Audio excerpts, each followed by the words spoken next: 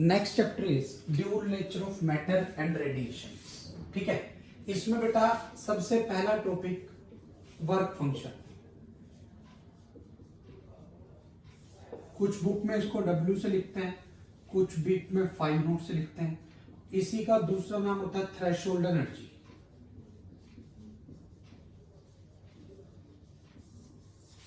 क्या होता है? It is the minimum amount of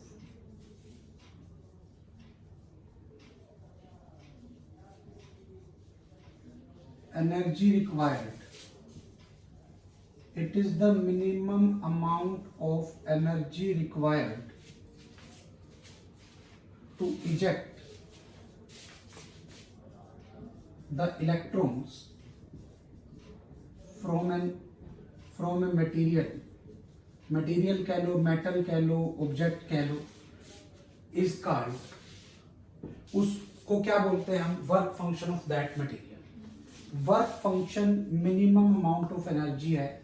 इसको मैं अगर फ्रीक्वेंसी की टर्म में लिखूं h न्यू नॉट लिख सकता हूं, ऐसे लिखूं hc बाय लैम्डा नॉट लिख सकता हूं। ठीक है, ये वर्क फंक्शन है। ये न्यू नॉट को हम थ्रेशोल्ड फ्रीक्वेंसी बोलते हैं और लैम्डा नॉट को थ्रेशोल्ड वेवलेंथ बोलते हैं।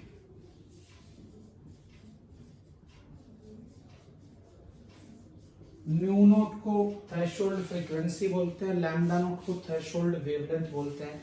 ये आपको क्लियरली पता होना चाहिए। Work function depend on the nature of metal. Metal हो या इंसुलेटर हो, कुछ भी हो, उसके नेचर पे डिपेंड करता है। नेचर पे डिपेंड करने का मतलब है अलग अलग मेटल के लिए अलग अलग होगा। जैसे सीजियम के लिए अलग होगा, ठीक है, सिल्वर के लिए अलग होगा, अलग अलग के लिए अलग अलग होगा। ठीक है, work function is minimum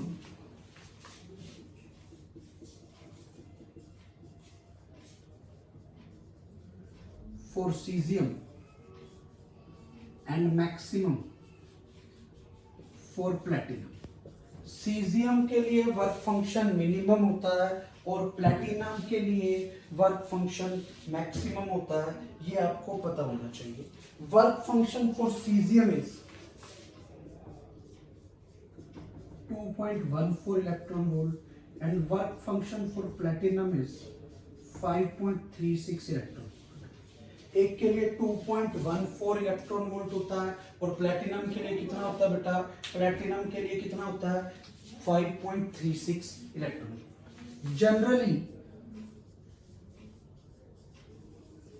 alkali metals have low work function as compare to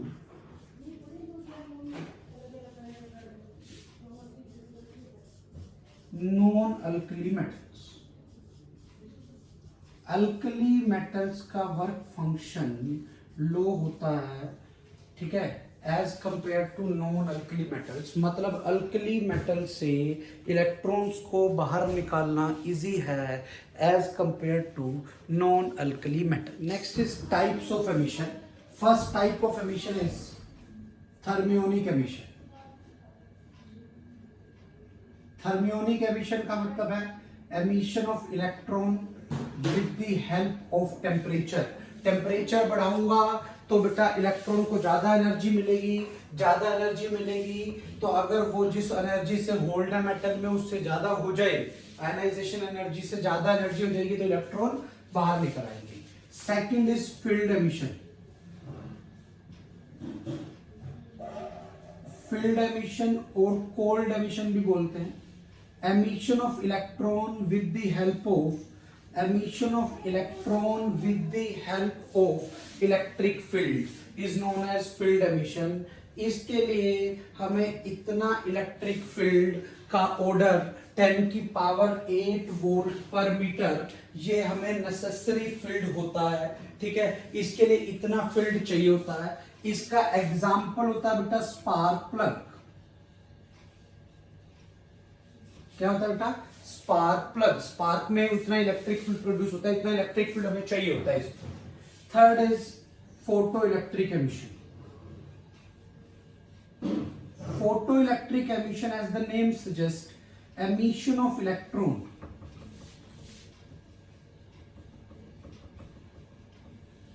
with the help of light of suitable frequency or energy. Emission of electron with the help of suitable frequency or energy is known as photoelectric emission. As the name suggests, photoelectric मतलब photon की help से. अगर photon की energy उसकी threshold energy से ज्यादा होगी तो जो इलेक्ट्रॉन निकलेगा वो, उसको हम कौन सा एमिशन, जो इलेक्ट्रॉन की एमिशन का प्रोसेस है उसको हम कौन सा एमिशन बोलेंगे बेटा? Photoelectric emission. Next is secondary emission.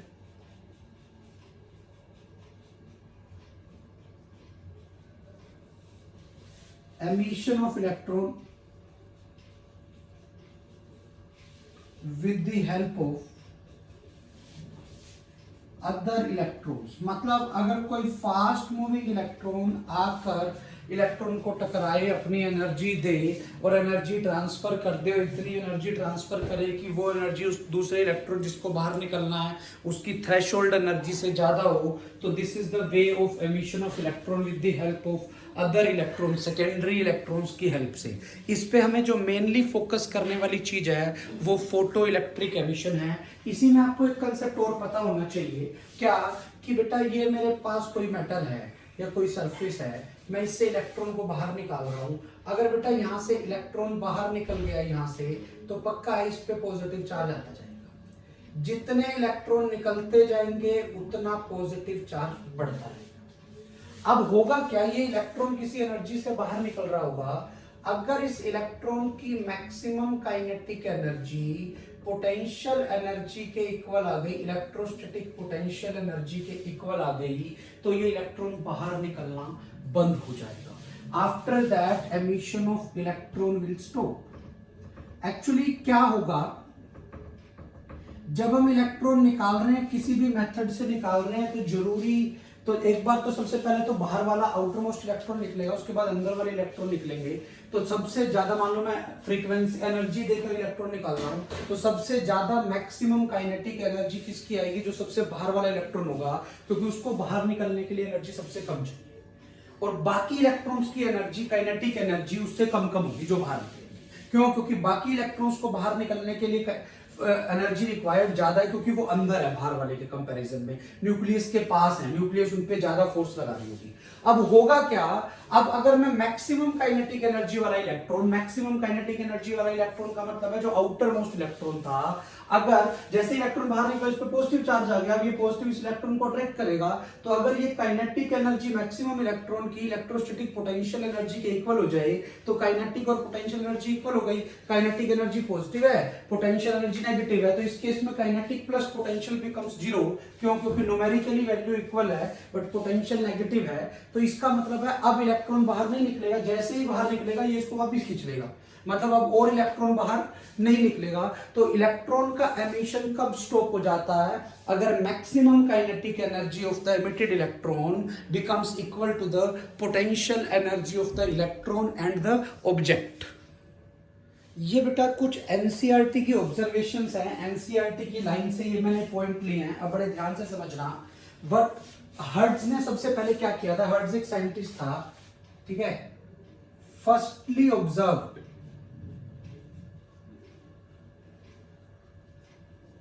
the photoelectric emission.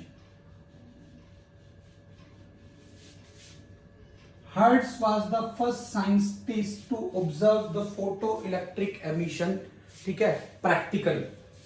Next is Lenard and Helvig observation. इन्होंने क्या ऑब्जर्व किया? इन्होंने gave the law of photoelectric emission या photoelectric effect, but could not explain. ये photoelectric effect के इन्होंने लॉ तो दे दिए बट ये उसको एक्सप्लेन नहीं कर पाए. आइंस्टीन ने क्या किया? आइंस्टीन ने explain the laws of photoelectric effect on the basis of quantum theory of light.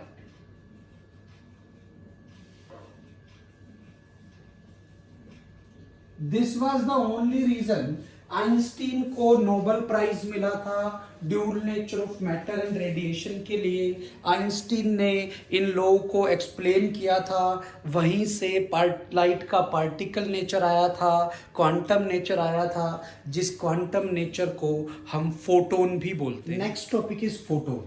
What is photon? First, photon is the particle nature of light, और पार्टिकल ऑफ लाइट। अगला, it moves with the speed of light. अगर air में चलेगा तो बेटा 3 × 10⁸ metre पर second की speed से चलेगा। किसी मीडियम में होगा तो उस मीडियम में जो लाइट की स्पीड है उससे चलेगा, ठीक है। और कोई भी चीज लाइट की स्पीड के कंपेरेबल स्पीड से चले तो उस पार्टिकल को हम कौन सा पार्टिकल बोलते हैं बेटा? Relativistic particle. तो photon is a relativistic particle. अगला point, rest mass of photon is 0। Rest mass of photon is 0। अब इलेक्ट्रोस्टैटिक में पढ़ते हैं, किसी भी चीज पे चार्ज होने के लिए उसको मैटर होना जरूरी है। मैटर होने का मतलब उस पे मास होना जरूरी है, इसीलिए photon can never have charge.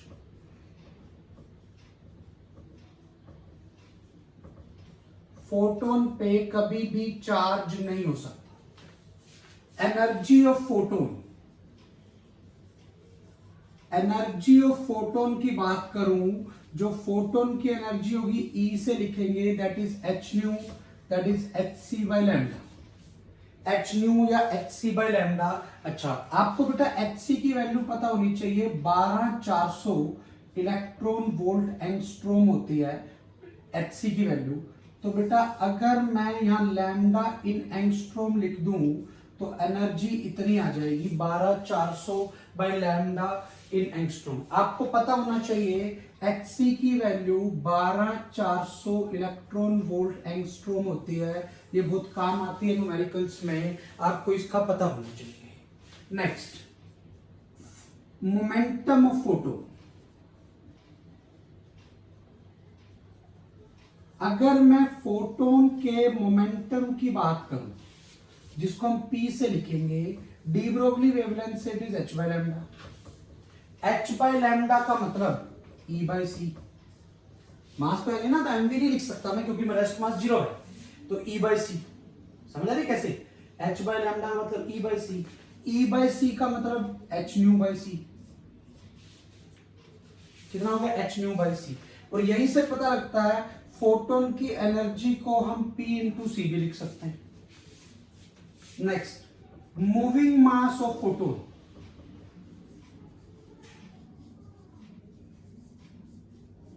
Moving mass को हम m से लिखते हैं, और मूविंग मास का फॉर्मूला होता है E बाई सी स्क्वायर, ठीक है। थ्योरी ऑफ रिलेटिविटी ये कहती है energy is equal to m c square. तो बेटा m कितना आ जाएगा? E by c square. ध्यान रखना है E by c square is the moving mass. तो एनर्जी को मैं क्या लिख सकता हूं? h nu by c square हो गया ये तो बेटा, और इसी को लिख सकता हूं h by lambda c. H c by lambda जो है, अब अगर मैं नीचे सी स्क्वायर से डिवाइड कर दूं तो ये क्या बन जाएगा बेटा? h बाई लैम्डा सी, जो आपको क्लियरली समझ में आना चाहिए कि ये हमने मोमेंटम और मूविंग मास हमने ऐसे निकाल दिया।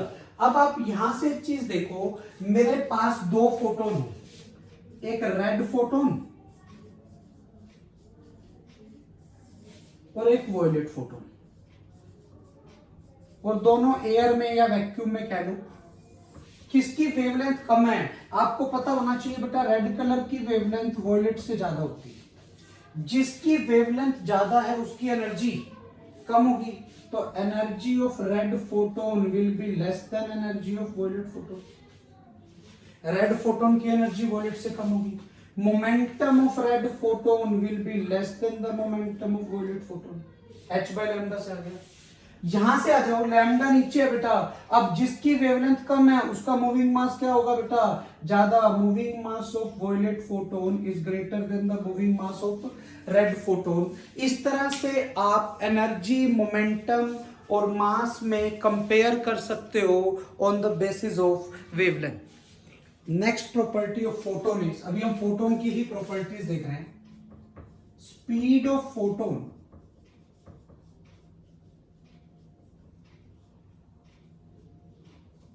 is independent of frame of reference.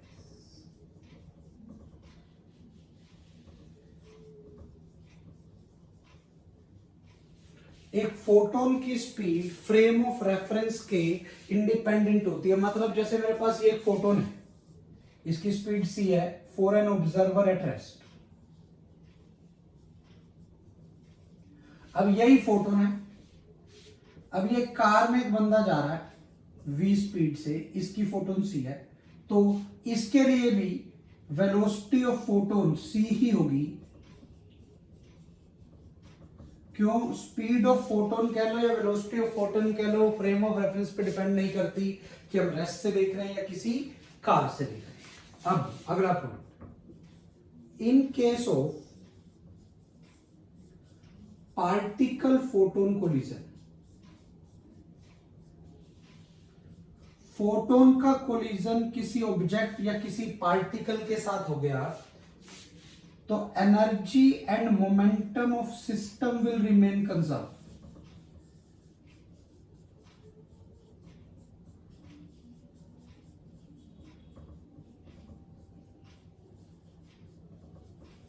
Energy and momentum of system will remain conserve, but number of photons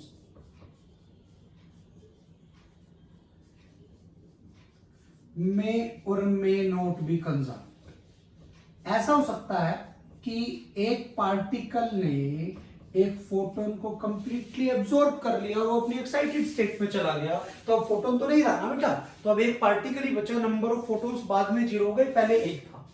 clear है? ऐसा हो सकता है स्टिमुलेटेड एमिशन के अंदर, जो हम सेमीकंडक्टर में हमने थोड़ा सा डिस्कस किया था, कि एक पार्टिकल पे फोटोन आया और उसको वो डी एक्साइट करा गया। डी एक्साइट कर गया तो एक तो जो आया था वो वाला बाहर निकला, और जो डी एक्साइटेशन की वजह से था एक और वो बाहर निकला, तो टोटल 2 फोटोन बाहर निकल जाएंगे। इसलिए मैंने लिखा नंबर ऑफ फोटोन्स में और मे नॉट बी कंजर्व्ड, कब? जब कोलिजन होता है फोटोन का किसी पार्टिकल या किसी ऑब्जेक्ट के साथ। Suppose a source is emitting, मान लो मेरे पास एक सोर्स है,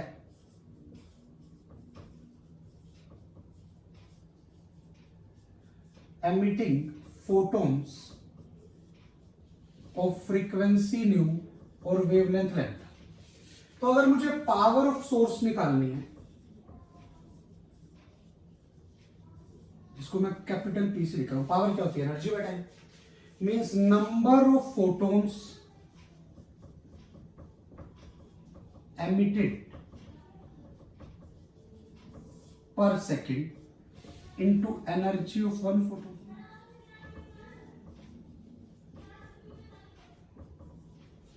तो ये आ गया n by t into hc by lambda, which can be written as small n hc by lambda, which can be written as small n h nu। समझ में आया बेटा मैंने कैसे लिखा है? Capital N is the number of photons and small n is the number of photons per second. यहां पर ध्यान रखना है बेटा, कैपिटल N क्या है? नंबर ऑफ फोटोन्स, और स्मॉल n क्या है? Number of photons per second.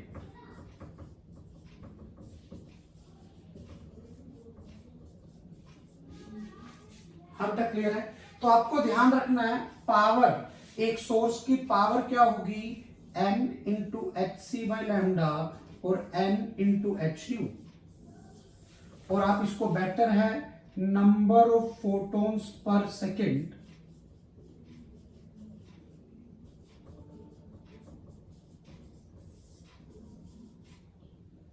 Into energy of one photon.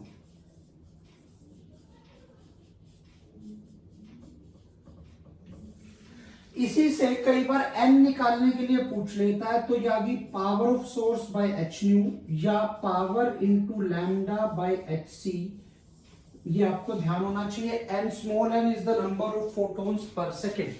Energy की थोड़ी सी बात कर लूं, एक इलेक्ट्रॉन वोल्ट में 1.6 into 10 to the power minus 19 joule होते हैं। एक मेगा इलेक्ट्रॉन वोल्ट में 1.6 इंटू 10 की पावर माइनस 13 जूल होते हैं। मेगा का मतलब 10 की पावर 6 है, तो मैंने उससे इसको मल्टीप्लाई कर दिया। ये आपको क्लियरली समझ में आना चाहिए। Next heading is photon picture के अंदर what do you mean by intensity.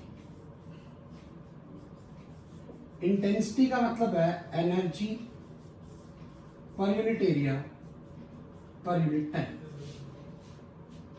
Energy पर unit area per unit time. Energy by time is power, power पर यूनिट एरिया ऑफ एरिया। तो बेटा यहां से मैं इंटेंसिटी को,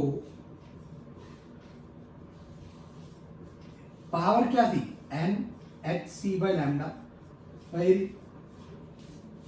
या n h nu by area. तो ये जो n बाय ए टर्म है, इसका नाम मैं एक बार n डैश रख देता हूं, तो n dash h c by lambda या n डैश एच न्यू, जहां पे what is n dash, n dash is number of photons per second per unit area. In short, अगर आपको पावर निकालनी हो तो आप ऐसे लिख सकते हो, intensity into area, intensity into area. Clear है? यहां से आपके पास एक पॉइंट तो ये पता लग गया, इंटेंसिटी का जो फॉर्मूला है that is n dash h c by lambda. ठीक है, ये आपको पता होना चाहिए। मतलब इंटेंसिटी किस किस चीज पे डिपेंड करती है? इंटेंसिटी डिपेंड करती है number of photons per second पे, पर सेकंड पर यूनिट एरिया पे, और सेकंड किस पे डिपेंड करती है? वेवलेंथ और frequency of photon.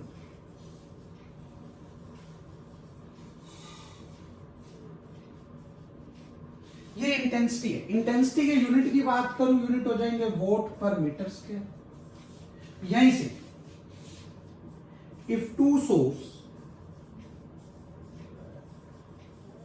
are emitting the same number of photons per second, but one is emitting red photon and other is emitting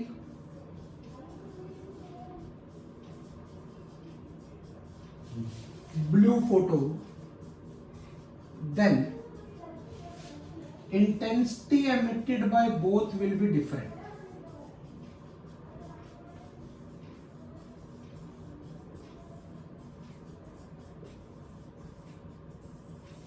ये आपको ध्यान रखना है। इसमें कंसेप्ट सबसे इंपॉर्टेंट ये है कि इंटेंसिटी खाली number of photons per second per unit area पे डिपेंड नहीं करता। ठीक है, इंटेंसिटी खाली number of photons per second per unit area पे डिपेंड नहीं करती, ऑल्सो वेवलेंथ पे भी डिपेंड करती है। हाँ, अगर वेवलेंथ सेम है, मान लो दो ही सोर्स हैं और दोनों ही रेड फोटोन छोड़ रहे हैं, तो जो फोटोन ज्यादा number of photons per second, जो सोर्स ज्यादा number of photons per second छोड़ रहा होगा, उससे इंटेंसिटी ज्यादा होगी। इसी इंटेंसिटी में for a point source of constant power, for a point source of constant power, अगर मेरे पास एक पॉइंट सोर्स है कांस्टेंट पावर का और उससे r डिस्टेंस पे बात करूं, तो r डिस्टेंस दूर, अब बेटा पॉइंट सोर्स के अराउंड तो स्फेरिकल एरिया होगा, तो एरिया को लूंगा 4 पाई r स्क्वायर। तो यहां से आ गया intensity is inversely proportional to r square, मतलब number of photons is inversely proportional to r square बोल सकता हूं। इंटेंसिटी की बात है। For a line source of constant power, अब बेटा लाइन सोर्स है, उससे आर डिस्टेंस दूर देखूं तो इंटेंसिटी का फॉर्मूला होगा पावर बाय 2πRL। तो यहां से पता लग गया intensity is inversely proportional to r. ये आपको ये भी चीज क्लियरली पता होनी चाहिए। यहां से मैं ये कहूं two beams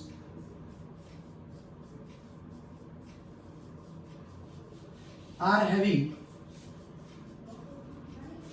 same intensity. In first beam, color of photon is red.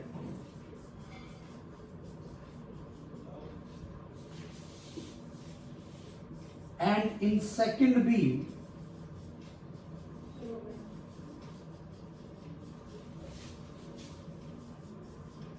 color of photon is blue. Clear? Find the number of photons, find the ratio of number of photons per second in both beams.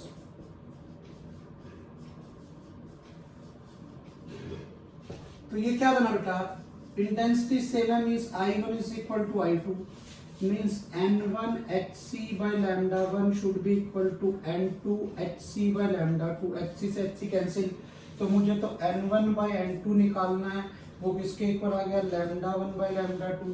पहले वाले में colour red है, red की wavelength एक से बड़ी होती है, रेशो ये आ गई।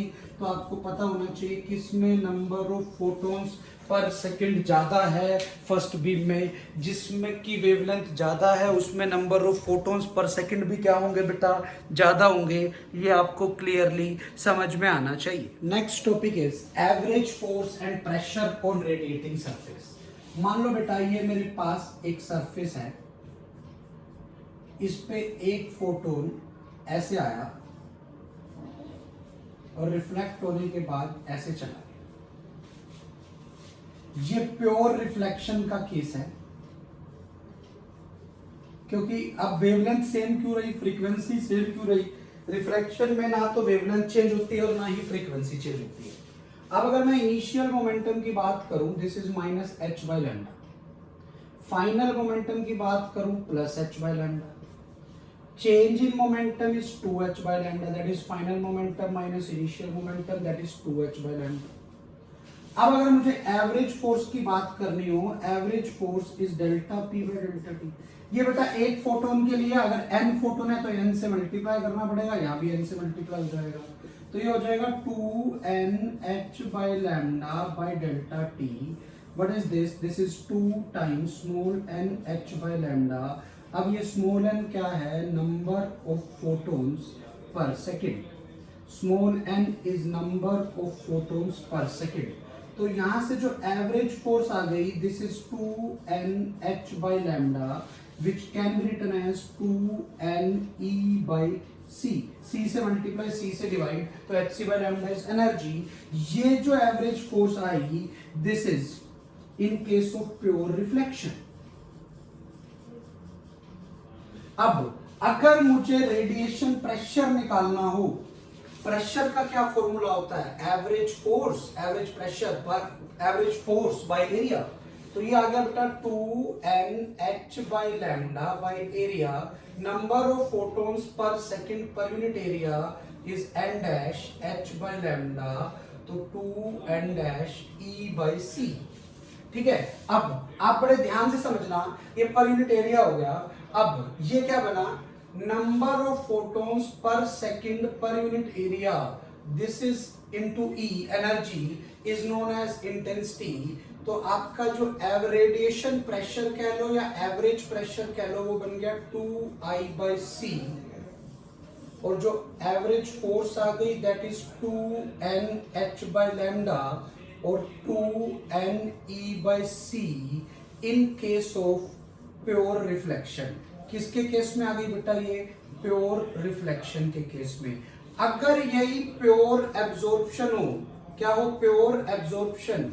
एब्जॉर्प्शन में तो बेटा फाइनल मोमेंटम बिकम्स 0, तो 0 हो जाएगा तो 2 का फैक्टर नहीं आएगा।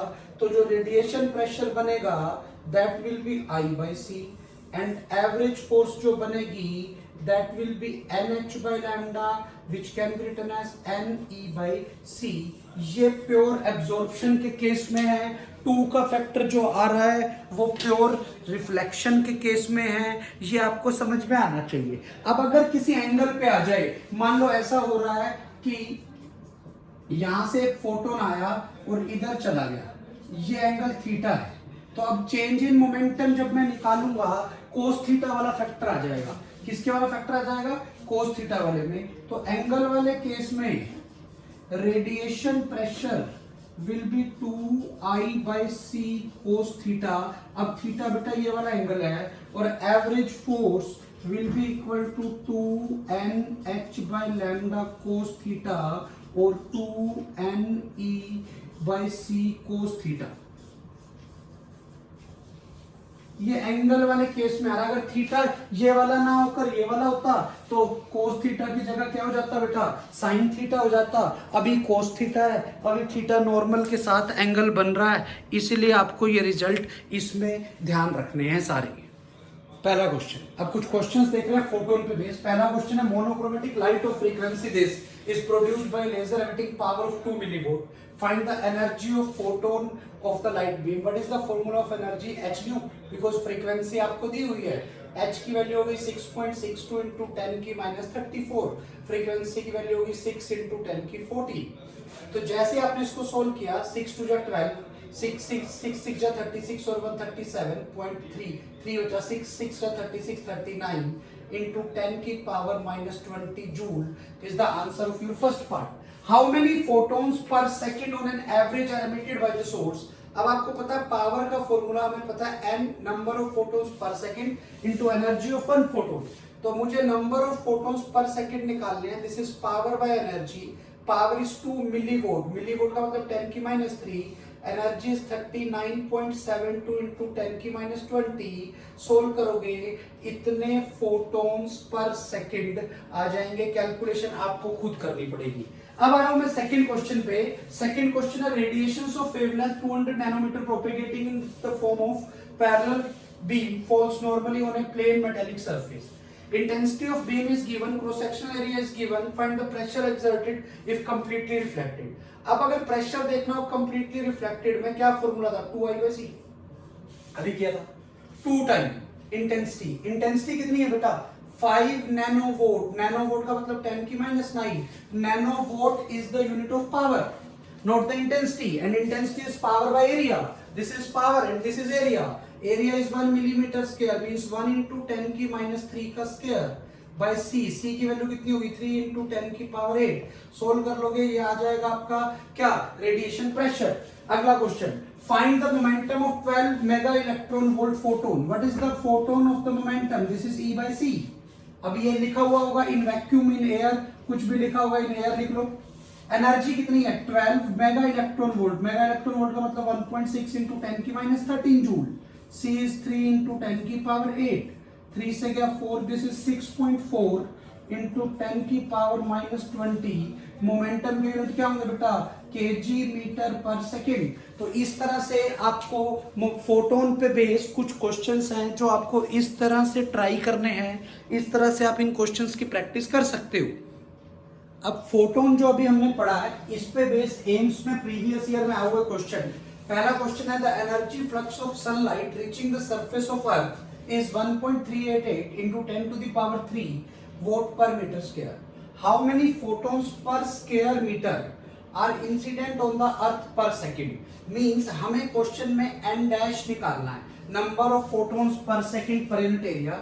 Assume that the photons in the sunlight have an average wavelength of this. अब आपको बेटा ये पता है, ये this is the unit of intensity. And we have already studied that intensity is n dash into x by lambda. Intensity की value क्या है बेटा? 1.388 into 10 to the power 3. n dash हमें निकालना है। h की वैल्यू 6.62 into 10 की -34, c की वैल्यू 3 into 10 की power 8 by this is 550 nanometer into 10 की पावर -9। सिंप्लीफाई करता हूं, n डैश कितना बन गया बेटा? 1.388 into 10 की पावर 3 into 550 into 10 की पावर -9 by 6.62 into 3 into 10 की पावर -26। अब हम इसको सिंप्लीफाई कर लेते हैं। ठीक है, सबसे पहले तो सिंप्लीफाई करूं तो 6.6 का डबल क्या होता है 13.2। चलो ठीक है, अब यहां से मैं इसको 6.6 मान लेता हूं, एक बार 6.6 मान लेता हूं, 6.60 लिख लेता हूं कैलकुलेशन आसान करने के लिए। तो नीचे क्या बच गया बेटा 1388 इंटू 10 की पावर, ये बेटा 10 की 3 है ना, तो इसको 1000 से मल्टीप्लाई कर दिया तो ये 1388 हो गया, इंटू 550 इंटू ये ऊपर गई 10 की पावर 17 हो गया बाय 6.60 इंटू 3, या आप इसको ऐसे लिख लो 660 इंटू 3 इंटू 10 की पावर -2। तभी 660 को 6.6 तभी हो गया। ठीक है, अब 1 0 से 1 0 कैंसिल, 5 पे गया 11 और 5 पे गया नहीं 11 पे गया 5 और ये आ गया 6। क्लियर है? अब 8 8 16 3 19 1 20। अब इसकी कैलकुलेशन कर लो नियर बाई, थोड़ा सा रफली आइडिया आ जाएगा, कोई दिक्कत नहीं है। 6 पे करता हूं, 6 दूनी 12, 1 6 तिया 18, ये लगभग 1। तो अब फिर ये 3 पे गया, 3 पे अगर मैं इसको कैंसिल कर दूं 3 7 21 2 77 इंटू 5 इंटू 10 की पावर 90, तो ये 5 7 जा 35, 5 7 जा 35 और 3 38 इंटू 10 की 90, दिस इज 3.85 इंटू 10 की पावर 21। है कोई option? This is the answer. Nearly इसीलिए लिखा है ताकि कैलकुलेशंस को हम इजीली सिंप्लीफाई कर पाएं। एम्स 2019 में आया हुआ क्वेश्चन है, कंसेप्ट हम ऑलरेडी पहले देख चुके हैं। अब हम अगले क्वेश्चन पे आ जाते हैं। अगले क्वेश्चन का कंसेप्ट भी हम पहले पढ़ चुके हैं। क्या है? एम्स 2010 में आया हुआ क्वेश्चन है। Whenever a stream of electrons collides with a stream of photons in this collision, which of the following is not conserved? अभी मैंने आपको लिखवाया था फोटोन का पार्टिकल के साथ, किसी भी पार्टिकल के साथ कोलिजन हो, total linear momentum of the system conserve हो जाता है, total energy of the system conserve हो जाती है, बट नंबर ऑफ फोटोन्स मे और may not be conserve depending on कि वो फोटोन्स एब्जॉर्ब होके वो पार्टिकल एक्साइट हो रहा है या नहीं हो रहा। तो इस हिसाब से ये कंसेप्चुअल क्वेश्चन है, एम्स 2010 में आया हुआ है। एम्स में पिछले 10 साल में फोटोन पे बेस ये 2 क्वेश्चन आए हुए हैं।